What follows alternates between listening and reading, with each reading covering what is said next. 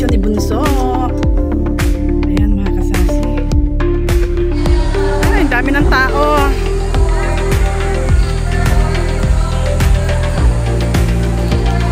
Sabi ma, thank you so much.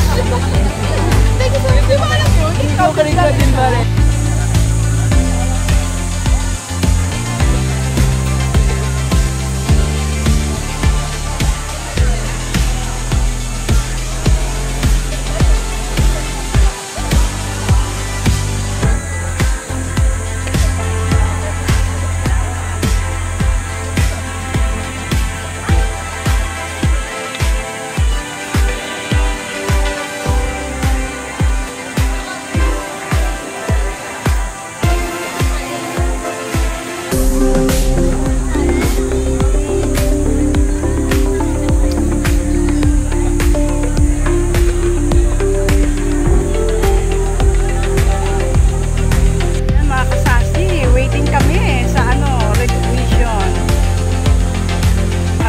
Daw ang start ng grade 8 to 11.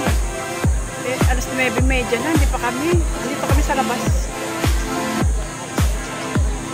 Bawal pa kami pumasok sa loob. Recognition ni Bunso ngayong araw na to.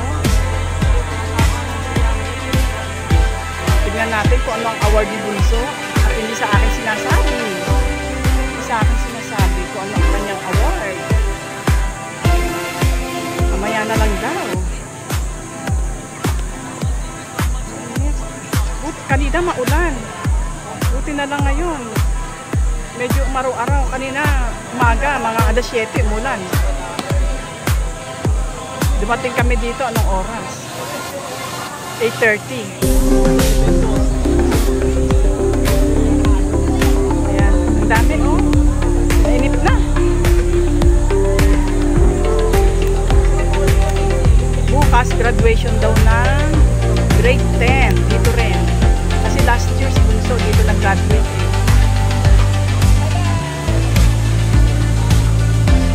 Init. Ay, tingnan niyo mga kasama. Ang dami. Waiting. Teka.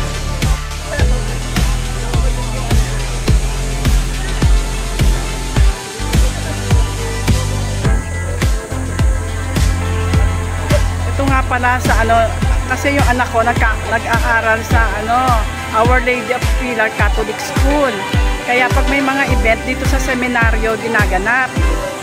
Ito ang seminaryo ng Imus Cavite. Yan, malawak to mga kasasi, malawak. Dito nag-i-stay yung mga magpapari.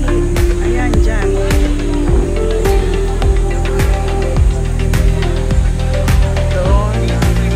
Malawak to, yan ganda. Yan.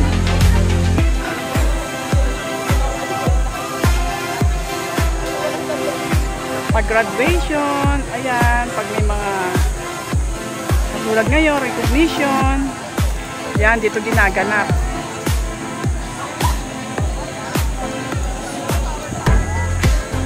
Dito ginaganap sa seminaryo.